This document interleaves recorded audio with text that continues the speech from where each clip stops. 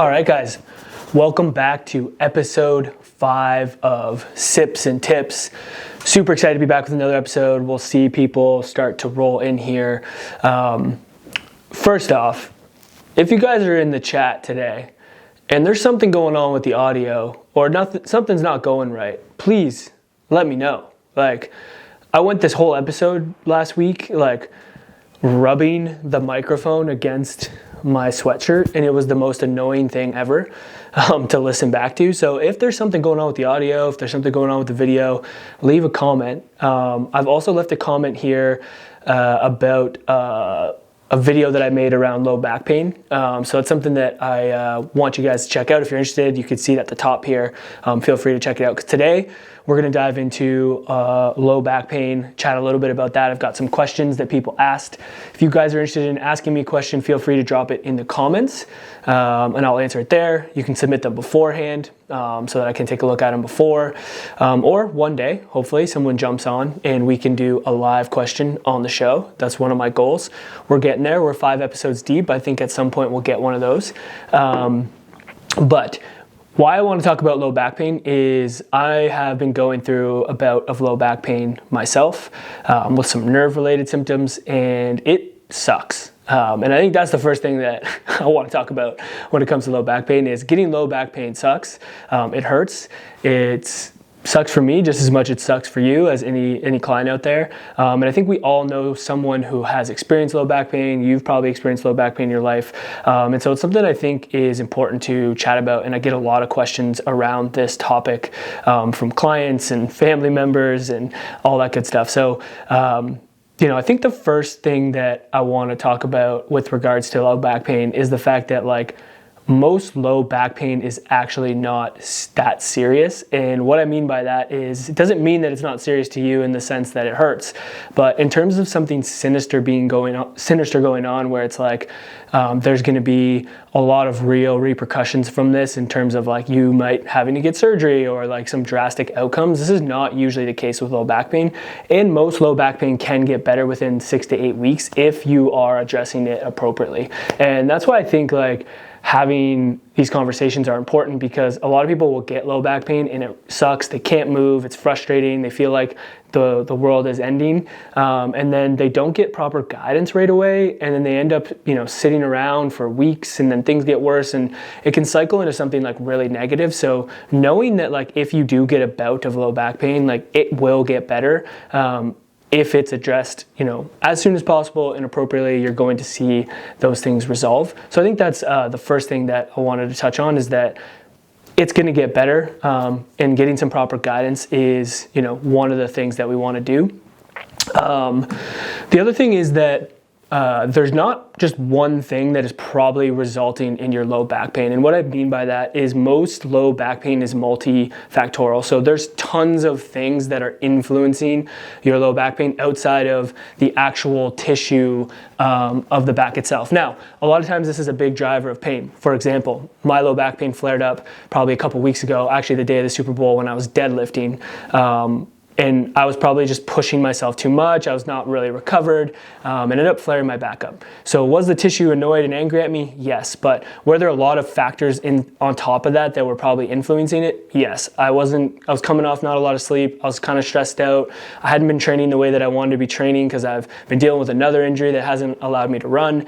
So there's a lot of factors that were influencing that. And then I have this pain, and then now I'm even more frustrated because I'm in pain. I can't train the way that I want to train. I'm getting these nerve symptoms that suck, and it doesn't feel good, and I'm worried that this isn't going to get better. So you can see how there's so many factors that go into why someone is experiencing low back pain, that it's not just one thing. And I think this is a good thing because it means we can control multiple factors in that cup, so to speak. And that is the way that I like to explain it to my clients is the cup analogy. So I didn't come up with this. I've heard this a long time ago when I was starting physio school. And the cup analogy is a good way to look at it. So inside your cup, there's a ton of factors that will influence your pain experience and your response.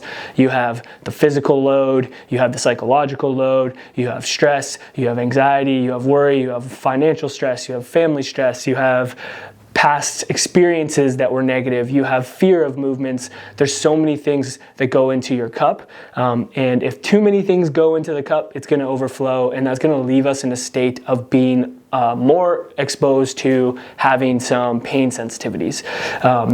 So what we can do is we can control what is in that cup. One of those things may be physical load and movement. So we might have to change the way that we're moving. We might have to modify things. We might have to take out certain movements. That's one thing. We could focus on stress. How do we help manage stress? How do we improve sleep? How do we look at nutrition? How do we navigate maybe some of the fears you have around a movement? So there's all these things inside this cup that we can work on to gain control over your low back pain or your pain experience. The other thing we can do is we can build that cup up stronger and taller. And what we do, how we do that, and why we're such a big proponent of exercise and loading tissue here at the Movement is that we can load the body, we can load the low back, and we can build up the tolerance to load so that that cup gets stronger. And we can also do this with our psychological load as well. We can work on managing our stress. We can work on managing our fear. We can become more mentally resilient around the experiences that we're having that can contribute to making that cup a lot bigger. So those are things that I like to talk about right away, because I think if you can understand the fact that, like, hey, low back pain more than likely is going to get better.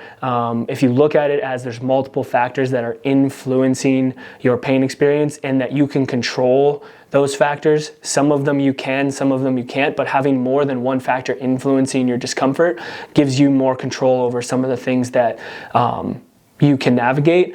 And then the last thing is, like, low back pain in itself is like normal, right? Like, I think we know everyone who's had a bout of low back pain because it's pretty normal for most people to get a bout of low back pain. Now, it's not normal to have low back pain constantly that's impacting your life day to day for months, years, decades. Like, that's not normal. But it's normal to have a bout of low back pain every now and then throughout the year. I would say majority of people have experienced that. And that's why I think it's important to learn these skills and principles to navigate these things, because more than likely a low back pain bout is going to come again for me, for you, for all of our clients. So if we can teach them the principles of kind of how we look at managing low back pain, how they can understand what impacts it outside of just like the tissue, I think that's an awesome opportunity for people to take control of their health. So I did get a question that I want to answer. If you guys have any questions, feel free to drop them in the chat. But I got a question submitted from my friend Nathan here, who is a physio student. And he asked me the question, do patients typically respond well to a diagnosis of non-specific low back pain, or do they typically want more specifics? Yeah, this is a good question, Nathan. And if there's anyone in the chat that's had low back pain that is not a healthcare professional, I would love to hear from you. Like, what is your thought on this? Like, do you feel like you need a diagnosis? Is that important to you? Does it matter? And then I'll give you my perspective on it. I think that the importance of the diagnosis is dependent on the individual. So from my perspective, if I'm coming to an assessment, there's a lot of information that I've already gathered about the client to give me insights into, like, where is this assessment going to go. So Lauren, our client experience manager, has great conversations on the phone with our clients that are coming in and gets a lot of information about what's going on, who they are, how they look at, like, what their injury is like, kind of some of their goals and the things that they want. She takes all these notes and passes them on to us, the clinician, and then me as a clinician, I'll look at the intake form, I'll look at Lauren's notes. And then in my subjective portion of the assessment, where we're having a conversation, getting to know each other, I'm asking questions and picking up on things that are indicating to me, like, is it important to this individual that there is a specific diagnosis? And sometimes there are situations where I can tell that someone needs this specific diagnosis to help them understand, what's going on. And in that case, I'll work through that and I will give them some type of diagnosis. When it comes to the idea of, like, giving them a non-specific low back pain diagnosis, like, if I think it's non-specific, that means it's just general low back pain, usually I'll tag that in with, like, there's a direction preference. So it'd be like extension sensitive low back pain when you bend back, or flexion sensitive low back pain when you bend forward. I'm just telling them, where they're having discomfort.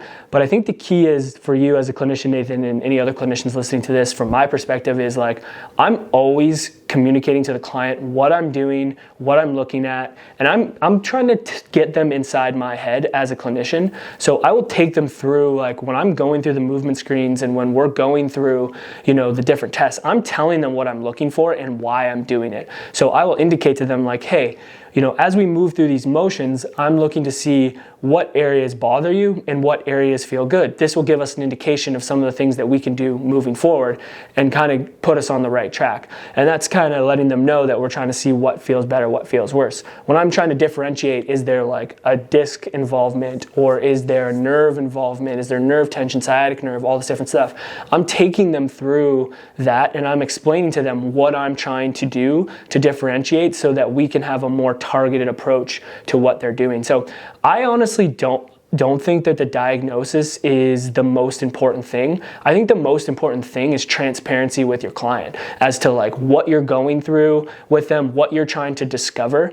And then once you go through all that and you pick this information out and you get all this knowledge and you discover what might be driving their pain or their issue and how you're going to help them, that's when I just sit down and I lay out on the board what we're going to do from going from where they currently are with their back pain to where they want to get to and their goals. And I fill them in step by step on how we're going to do that based off of like benchmarks and goals that we want to try to accomplish, both like outcome based. So like maybe we have some objective numbers there, and subjectively based. Like, hey, I want to be able to bend over and pick up my cat. It's like, all right, at the end of this phase, that's our goal.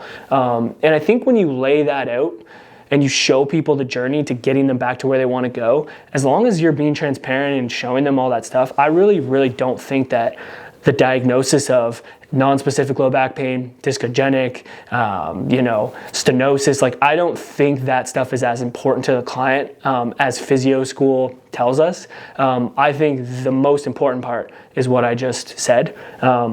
I know I'm kind of rambling now and speaking a little bit more to clinicians, but I think it's important for clinicians to think about, as well as like clients when you're going in to see a physiotherapist, like this is the experience you should be getting. You should be going through all of this process. They should be explaining to you what they're doing. They should be putting it in terms that you can understand. And then at the end, it shouldn't just be like, hey, you have discogenic low back pain. The treatment's going to be 6 to 8 weeks. You're going to come in twice a week. We're going to do this treatment modality and we're going to give you these 3 exercises. Like, it shouldn't be that. Like, it should be like, hey, here's what you're telling me you want to do. Here's the goals we have. Here's what we discovered in your assessment. Here's what I think's going on. Here's the steps to get you there. Like, there has to be detail around that, or else why are you going to continue? Like, you're just going to go through the motions, and when things don't go well, you're going to be like, well, this isn't working for me. So I know it's a bit of a ramble there, but I think that is an important thing to consider for you, Nathan, as a clinician, and then for anyone listening as a client, making sure that that's the kind of process that you're getting when you're going to see someone. It's a really good question. Again, guys, if you have any questions, feel free to drop them in the chat. I know we have the topic of low back pain going today, but if you have anything on your mind, questions about any type of injury, performance, rehab, that kind of stuff, drop it in the chat. I also linked a link to one of our low back pain videos at the top of the comments, so feel free to check that out.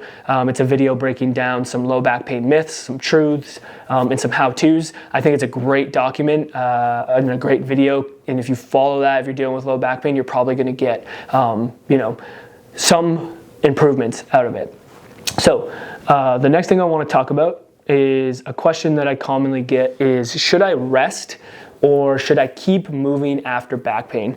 And it's funny, this is a question that I got because I literally just got done having a conversation before I hopped on this IG Live with one of my clients about this idea of like, should I rest or should I keep moving? They are literally just experiencing a bout of low back pain and pretty frustrated by it, which I totally get.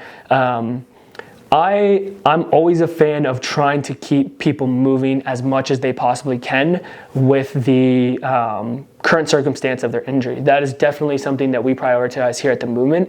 And the reason why is like, we know that moving and getting things going with regards to like exposing the tissue to load is going to be beneficial to getting you through the acute phase and into like the build it up phase and starting to get you back to doing the things you want to do. And I do believe there's always like some type of movement and load that we can put in through the low back through the low back. So I'm always looking for an entry point to load. So if someone's coming to me like this individual that reached out and they're super sore, they're super painful, they can barely stand up straight is what they told me. I first and foremost tell them to like, hey, protect this thing. Do what you got to do. This probably means you're not going to be moving a lot. Like you're probably going to be trying your best to rest, find a comfortable position that reduces the pain as much as possible. And then once you discover what that position is, you now have a safe place to go when pain is getting, not great.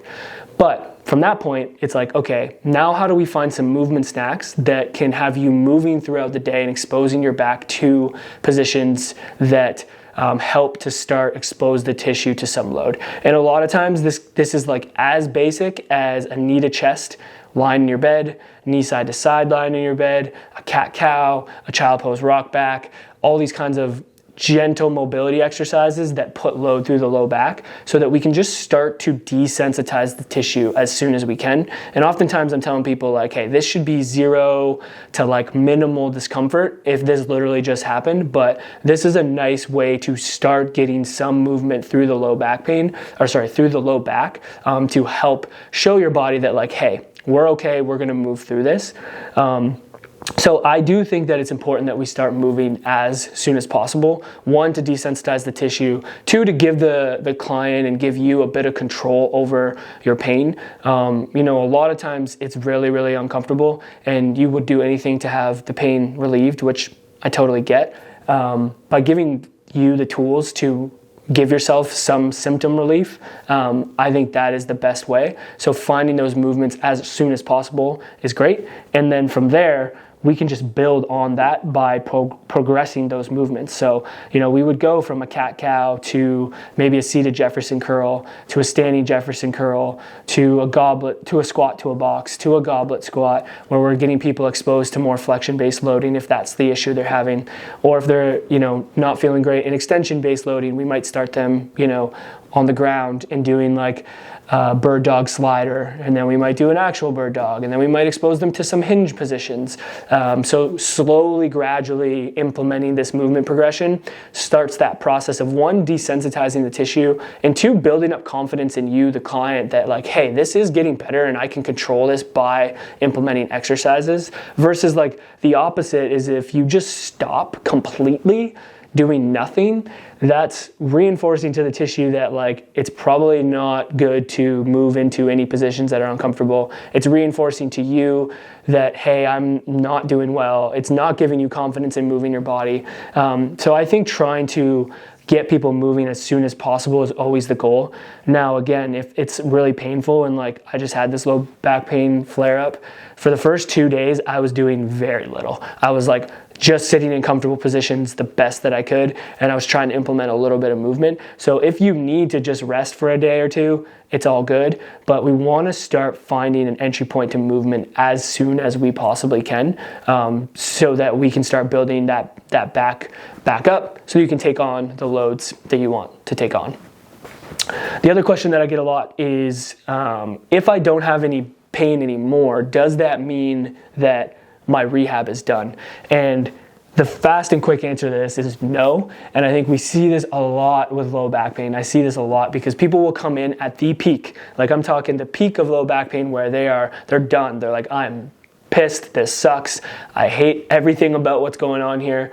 And then most of the time, like I said earlier, low back pain gets better relatively quickly, and we start to see this regression back down in terms of their sensitivity levels. And usually if they're managing it okay in the first week, their back pain is in a really, really good spot. And a lot of times this is like, oh, wow, my back pain's gone, I'm in the clear. That is not the case, and here's why. Your pain sensitivity has come down because you've removed load from the tissue by just resting or avoiding positions that are uncomfortable, which is good because we want to bring pain levels down.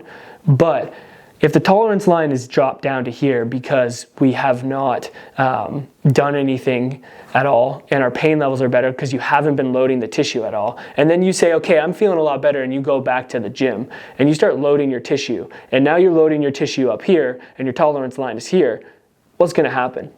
We're going to flare that tissue back up. We're going to be uncomfortable. We're going to be frustrated that the back pain is back. And we're going to get in this doom cycle of like, stop doing things, reintroduce it, flare it up.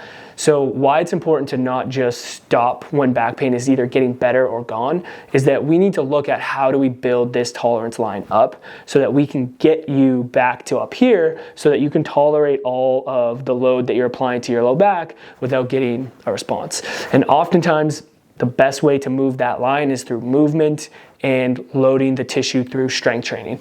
And that's why it's really important that we overload that tissue gradually, because if we load it a little bit above that tolerance line, it's going to move up. And then we need to progress that challenge so that we're working it a little bit more and it goes up. And then if you really need to demand a lot of your low back pain, let's say you're trying to get back to deadlifting because you're a power lifter, we really, really need to load that back so we can get you way, way up here. And I find that's often missed, either because the client feels better or because the client just doesn't get proper guidance because the person helping them might not know how to bridge that gap back to being able to help a powerlifter deadlift 400 plus pounds. So as a client going in and getting guidance, and you have these goals that require you to get back to powerlifting, you need to seek someone out that can guide you there, right?